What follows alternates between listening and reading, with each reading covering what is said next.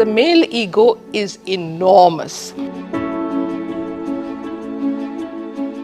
And the fact that you have not got your way and your wife has turned it down hurts them a lot. With respect to the Sabarimala judgment, my view is that it was not a gender issue. Breast cancer. One of the ways of protecting oneself against breast cancer is to breastfeed your child for a year. I don't think that it is any man's right to let a woman work. It is your life, it's your career, you are the one who has to live it. Financial independence gives you the choice to make decisions. There's no force more powerful than a woman determined to rise. According to IMF, as of September 2023, 72% men are active in today's labor markets. But when it comes to women, it's only 47%. I do not deny that a lot has changed and things have improved, but at the same time, we have to accept that we're far from achieving absolute equality. I take the liberty and speak on behalf of all the women present here that we are privileged. We're privileged because we have the opportunity to dream, the chances to fight for our dreams and also to achieve our goals, because it's not the same for a lot of women even today. On International Women's Day, I, Ananya from India.com Z Media, welcome you to a very distinguished panel of women who will talk about their respective journeys in their careers, how they've reached at the top of their careers, juggled life at work and at home, and also faced the bias as a female. With absolute pride and great honor, I'd like to invite and welcome Shailaja Chandra ji, who is the former Chief Secretary of Delhi, and to mention the only woman Chief Secretary of Delhi, Justice Indu Malhotra, former Supreme Court judge and the first to be elevated directly from the bar. We have Dr. Shalini Singh, who's the director of ICMR and ICPR, which is the National Cancer Research and Prevention Institute. We have Mitali Nikore, an economist and public policy specialist, who's an advisor to the UN Women and the World Bank. And we have Vineeta, who's a senior journalist at India.com and also a TedX speaker. A very happy International Women's Day to all of you, and thank you so much for being here. Thank you for that lovely intro, Ananya. Shailaja ma'am, as I said in my interview, you are the only woman chief secretary for Delhi.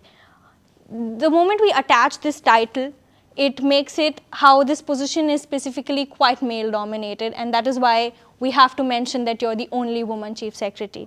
So what has the journey been like to reach there? The journey was something like roller coaster for many of the assignments I have held. Right. But as the bottleneck became narrower and narrower, I was very worried that I may never become Secretary to Government of India, which is the pinnacle. Right.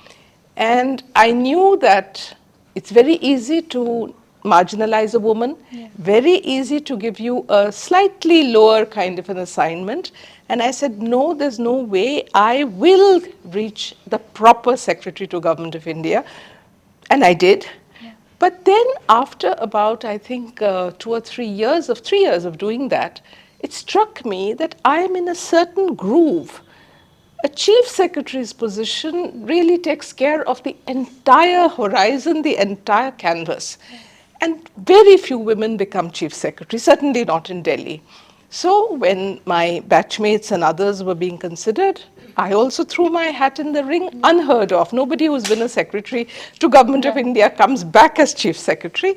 But I opted for that and no looking back. I think I learned more in that position of chief secretary than in all the jobs I've ever done. I'm sure. So ma'am, was there a point where you'd face gender bias, especially when you're at a position on the top? Do you think the gender bias still exists at that position and also throughout your journey? I would say, as an IAS officer, you do not really face what is typically known as gender bias. Right. But if you are not twice as assertive, twice as hardworking, twice as capable of thinking 3 steps ahead, you will get left out. And the most important thing is, You cannot be clock watching. You cannot be saying it's time to go home because the children will need me, my husband will expect me. No. If you want to reach the top, you may say that you're putting it back on the victim, which is the woman, that you have to make the arrangements too. But all important decisions are taken after 7 o'clock. All crises have a habit of starting only on a Saturday or a Sunday. So if you're going to say, no, no, no, I'm going on a holiday with my family, I can't cancel the tickets, that's the end of the journey. People will be very nice to you, but you will never be asked again. So I think that I would say that is the kind of bias. It's a family bias. Right. Are you going to take that plunge? Are you going to have a sulking husband and tantrumy children? Mom, you can't do this to us, you know. Or are you going to say, this is the one decision where if I do not do it, I will be put on the shelf, and you will be put on the shelf. So I think one has to take that plunge if you want to reach the top. It's not going to happen by having a 10 to 5 kind of an approach to your job, not in the senior civil services. Second, I think women, if they reach out, they show initiative, they show some enterprise, they are resourceful. People, be it men, be it very senior people, I worked, obviously we were all junior at some stage, but a very senior officer will notice it. Even ministers notice it. काम देना है तो उससे कराओ. So with that kind of, that mindset, you have to reach out. And if you do, I have noticed women, it's not just me, I got an opportunity, I became chief secretary, but whoever has really, really, been able to cross that hump, that hump of being able to take on the family responsibilities, but also make your career your priority. Don't be ashamed of making it your priority. It is your priority. It's a man's world. You'll have to somehow or the other put your foot through the door and walk in. Ma'am, again, in my introduction, I said that you are the first woman who was directly elevated to the bar as a Supreme Court judge. Those who do not understand it in the legal terms wouldn't understand how this is a big milestone. It is a big thing. So, could you tell us more about it? Well, I started practice in 1983. There were very few women who were into practice because that time the entire practice of law was in litigation in the courts. The gestation period was very long. And, people became financially solvent and independent in the profession after maybe a decade and more. So, it was difficult for women really to leave the household and get into such a tough profession. And as you know, law is a jealous mistress. It takes a lot of your time. You have to be single-minded and focused on your profession to grow.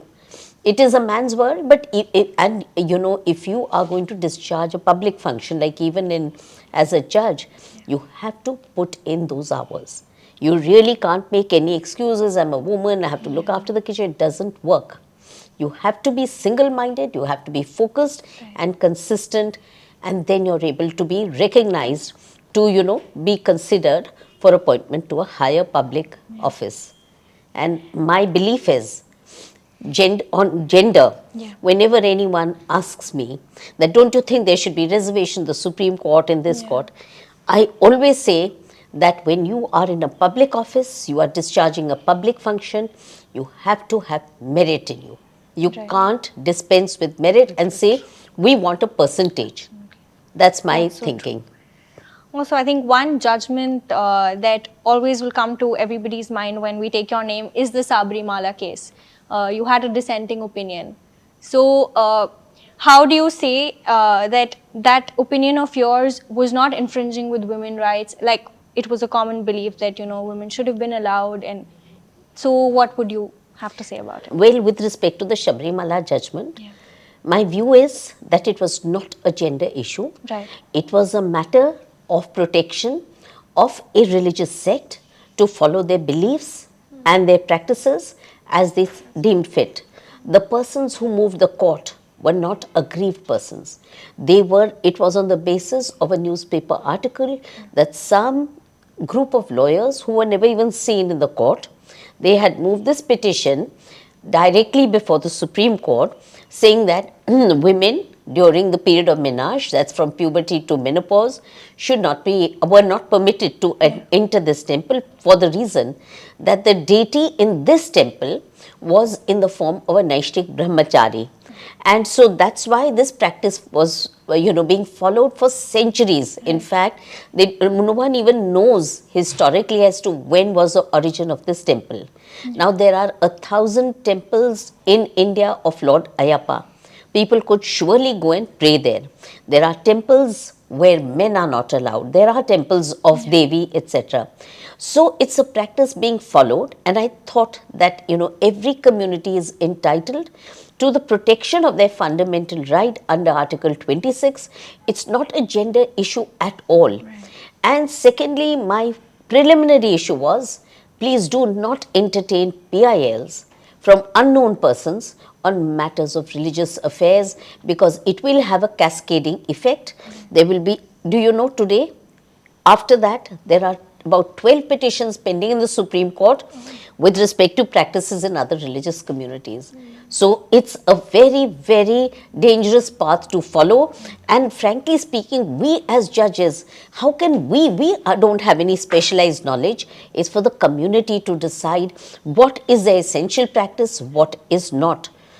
Judges can't do that. It's outside the ken of the courts. Right. Religious matters should be left to the religious community. There was not one single person who was a devotee of that, temple who had approached the court.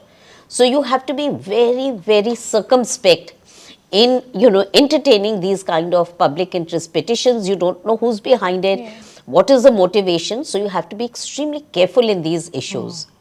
Shalini ma'am, you have been the director of National Cancer Research Institute and also a gynecologist. Why did you choose to research on cancer and your cause towards women's health? So as you know that cancer, of course, is a rising problem, and cancer of the uterine cervix and the breast, these are the two most common cancers in our country. And together they make up the maximum number of cancer cases. So this is the policy of the government to obviously have the cancer burden brought down. And these are the two cancers which are really accessible to screening and preventive measures. So we're just following what the government is saying in this aspect. Of course, being a woman, it's of course dear to my heart that I'm able to help other fellow women catch up with this screening program and make them successful, make them available to the women. As you know that, in the villages, there's not much facility. So right now also, as I told you, that I'm coming from Jewar straight away to, make these services accessible to all the women there. So we're trying a bit. Of course. Ma'am, and in your journey personally, was there any kind of gender bias, or how easy or difficult has your journey been to reaching where you are today?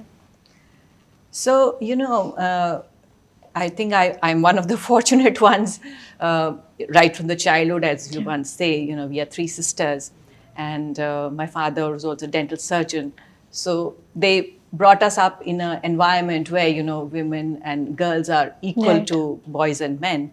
But yes, there have been times when one has faced those kind of challenges, but, one learns how to navigate through and get the better out of whatever circumstance, and you rise above that problem and you make your own solutions towards it. Yes. Right. Mitali ma'am, you're a feminist economist.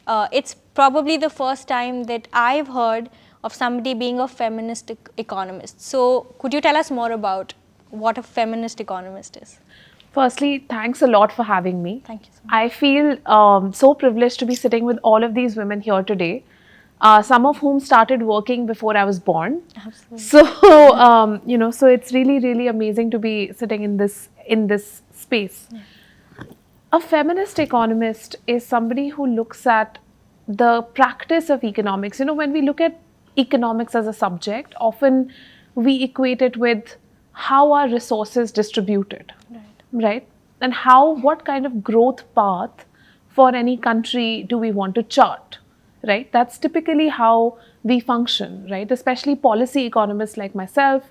We're often advising governments, we're often advising multilaterals and other policymakers on, what is the best policy choice you can make. Now, sometimes when we make those policy choices, there are winners and losers, right? Especially in trade and, those kind of topics.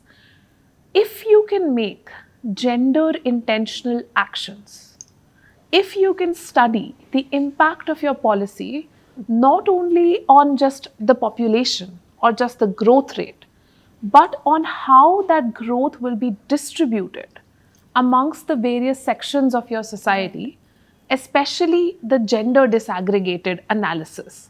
That's really where I feel a feminist economist comes in. My work has primarily been on female labor force participation in India.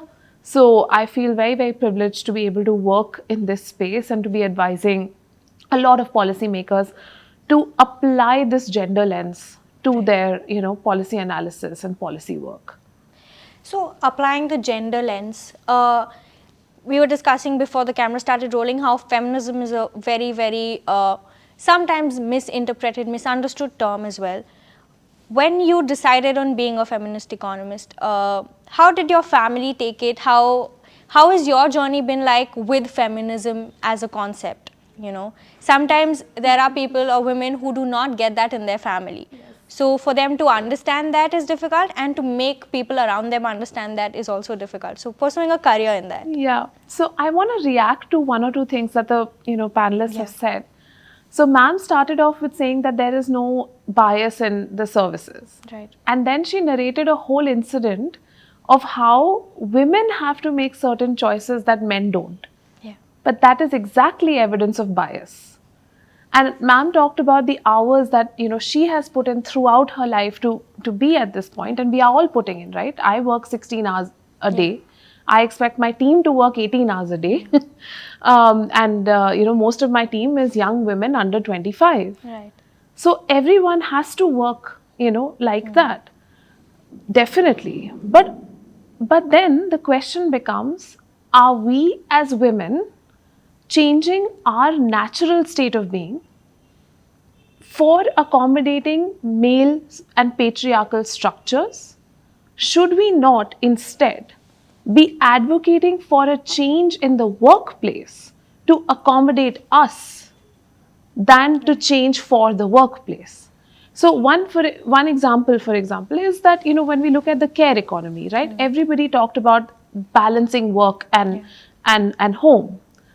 Firstly, why is it that in this country, even today in 2019, Government of India data tells me that women are doing 5.6 hours of unpaid work every day, but men are doing 30 minutes. Why are we raising sons who are not helping, or actually rather taking responsibility for their own lives and for their own households and for their own children and for their own parents? Right? So that's one. And secondly, why are we allowing workplaces to function without complying to the Maternity Benefits Act, which specifies that every workplace needs to have a creche if you have more than 50 workers of any gender working there? We are putting up with it. So, when you say that in terms of my journey, I think my journey has been very incidental and organic. I just see this injustice, if you will, and call it out, because I don't think that the onus needs to be on women anymore. We are building our sort of careers on the successes of the generation that's before us, who've gone there and done it without support. But it's now on us to advocate so that the generation that's coming after us doesn't have to do it without support. At least we can be vocal and demand what is rightfully required. So true. Vineeta ma'am, you're a journalist and you're an entertainment journalist. It's a very common notion in terms of respect a political journalist gets versus an entertainment journalist. It's always considered very light work, something which is not of a lot of importance. How do you navigate your way through that? So first of all, Ananya, thank you for putting me, as she said that with so many learned women here, also, not just in profession but in life, you know. And there's so much to learn from each and everybody. But you know, when you speak about journalism, and as Shailaja ma'am put it out, that it is one of the most, like, the toughest professions for women. You know why? Because there are no fixed hours. You don't have a choice to extend. You have to do it. That is the profession. You know, you're not doing shifts. This doesn't work on shifts. You have to be present. Even when you are not, say, in the newsroom or on the field, you still have to be present because you have to be aware. You know, your eyes and ears always have to be open, you know. And not just entertainment. First of all, let me tell you that I started my journey as a sports journalist. And even, you know, that sports is such a segment in journalism and anywhere, you know, in the world, where you will find only men covering it, you know. So when I decided to willingly join it, I still remember the day when the editor asked, I was a trainee, and, you know, they asked me that which category would you want to be fitting yourself in, and I said sports, and they looked at me, you know, they had a shock. They said, Why? you know, why? No, and then there's this another filter out there that, okay, sports, so, oh, to tumko cricketers अच्छे लगते होंगे. You know, they can't believe if there's a woman, that a woman can genuinely be interested in covering you know, sports in general. In general, you know. And a lot of people think that, you know, entertainment is a fluff. But let me tell you, let me just put across a few examples in front of the panels also. Cinema is the biggest tool to influence society. Absolutely. You know, I've had, and I think I was fortunate to see that live in my career, that, you know, I could see Rang De Basanti starting the trend of candle march, you know, in the country. I could see people demanding justice for Jessica when the no one killed Jessica came in, you know.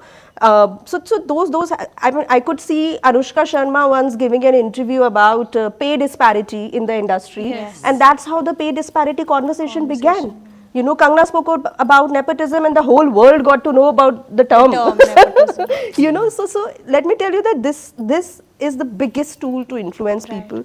You need people to extract these stories, report them in a certain way, in the right way that could appeal to the people. You know, and appeal to the right set of people, to the thinking minds. You know, so that is why I personally believe that entertainment is such an important aspect of journalism. Cinema just get, you know, you just get cinema. You know, it just, you can just watch it, and, you know, and Starts as a mode of entertainment, and then eventually you imbibe a lot from it. You know, so it's easy, and that is why it's important. You know, as an entertainment journalist now, my idea is to, you know, just like extracting these stories, personal stories, you know, of people in the industry, and just like putting it out there for the people to get inspired, not just inspired, just to be aware of. You know, so I think that's a job that I'm doing here. It's not fluff. It's not fluff, surely. Also, journalism is considered a very unsafe career. Even when I was starting out, I had a lot of people telling me that, you know, it's not good for girls. But how do you sustain yourself in a career which is unsafe for women? So honestly, you know, I was, as you mentioned earlier, Ananya, that we are all, I think, a little bit privileged out here. I was privileged to be born in a family who could invest in me. You know, who could, even when they did not know what the field was, and, you know, what the things I am going to pursue looks like, they just had that faith in me. You know, so as a woman, when I meet somebody, I have a sister, I just tell her that, you know, just invest in people around you emotionally, build your tribe. I did that. You know, my parents were not aware of the field, I made them, you know, I tried to. So as a woman, in a very young age, you have to be mature enough to understand that this is not going to be easy for you. Never take it for granted. Even if you are given, what I personally did was investing and building in people, building my own community of people on which I can rely on when things don't go as per plan. You know, I think that is one of the biggest thing that I have done, and I want others also to do, especially women who want to make it, you know, a career in journalism. You know, so I think building your community works, and one should actually rely on that. one should invest in that. Correct me if I'm wrong, Shailaja ma'am. I read somewhere that your husband was the finance secretary, and my work-life balance question just begins from here. How is it that you struck a balance, not getting work home, or was it having clear boundaries? And how difficult, or like you mentioned earlier, how we have to as women work double than what we should generally to make a place for ourselves. So how do you make sure that you're equally devoted to your family? I think at my age, I can afford to be very frank. Right, absolutely. I was chief secretary in the Andamans when my husband was even then the deputy commissioner for the entire Andaman. And his letters would come to me, my dear Shailaja, asking for the following. And my assistant secretary, nice lungi-clad person from Kerala or from wherever, very, very competent. Said, Madam, this has been examined 7 times. This is the reason why it cannot be allowed. And I had to reject it. And there was a swollen face at dinner time. He stopped talking to me. We would I would be sitting in my office with piles of files here. He would be sitting on that side of the table with piles of files there, not talking to each other. And this continued when I became Chief Secretary Delhi, to the point that the Lieutenant Governor would tell me, look, that finance secretary, he can't hold up the money like that. And you better tell him. And I'm taking notes down and saying, I'm going to tell Ramesh, my husband, about this. It was hilarious. But it wasn't easy. I can tell you that because the male ego is enormous. And the fact that you have not got your way and your wife has turned it down hurts them a lot. On the other hand, my mission was I will always do the right thing. I mean, my values were duty and truth. And these were the 2 things taught to me right from childhood to school.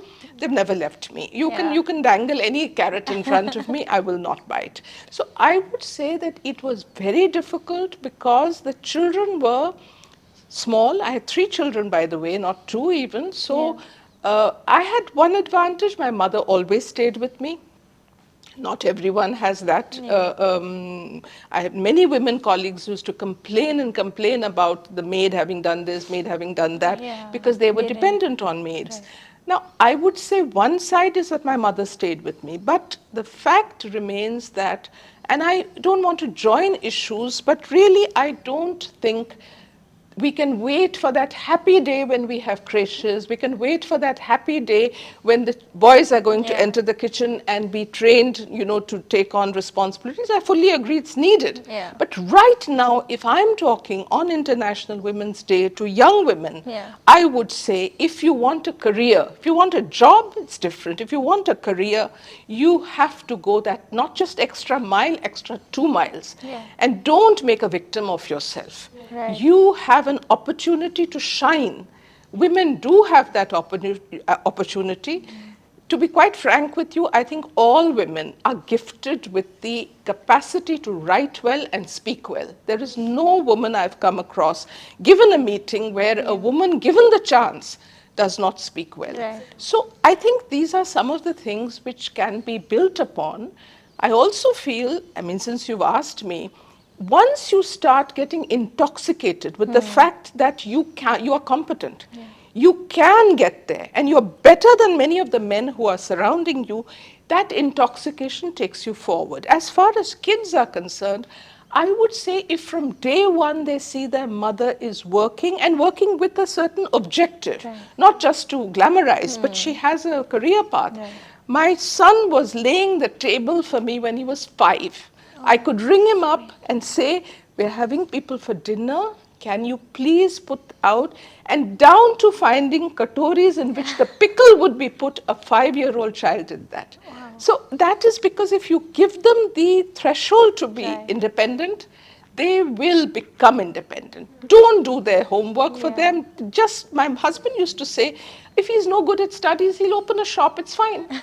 So don't have that overachieving kind of a concept with children. They will find, water will find its level. So if you do that, but of course, you have to give them the right values. You have to be having dinner together. You have to exchange what happened in your life together. So there's a family feeling. And this kind of muh phula hua thing will continue because men will not like competent and super achieving women. You have to deal with it. Yeah. Yes. I think you'll have to learn to live with that and You'll have to. keep doing what you're doing. Even the best of men. Yeah. Yes, yes. I think it's just a gender The most trait, I learned guess. ones. Yeah. You know, even the most learned ones, they might not, you know, probably might not tell you. Yeah.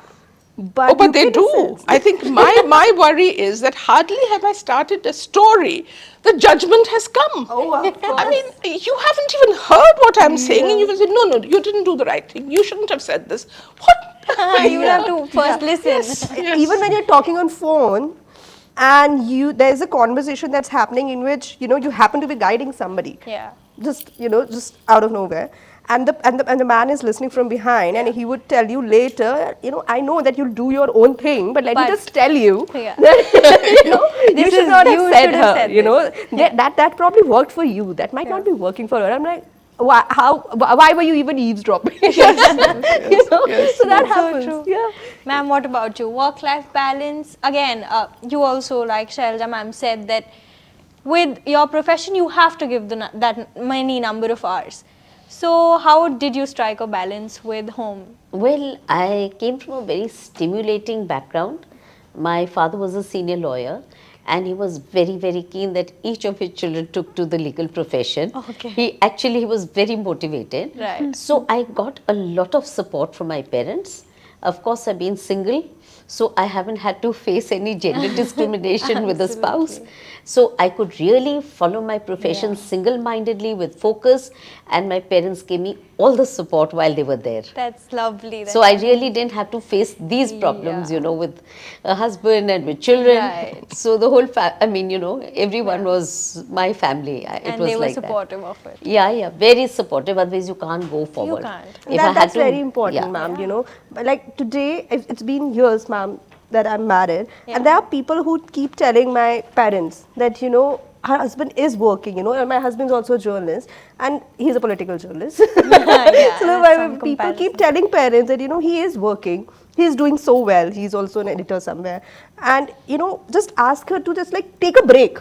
So they now they come to the extent where they say, ki, do not Quit, but take a break, you know, have a child, and then, you know, probably she can come back, go back to the profession, because, you know, he's still there, he's settled, you know. And my parents, you know, agree with her that my parents do not entertain these things. So it's very important. They do not, they're the filter there. They do not let these things come to me, you know, or my husband, you know. So that's very important, having support. That's the basis to build a career. Yes. If you want to have a career, you have to have a family that's supportive of your choices. Yes, it is.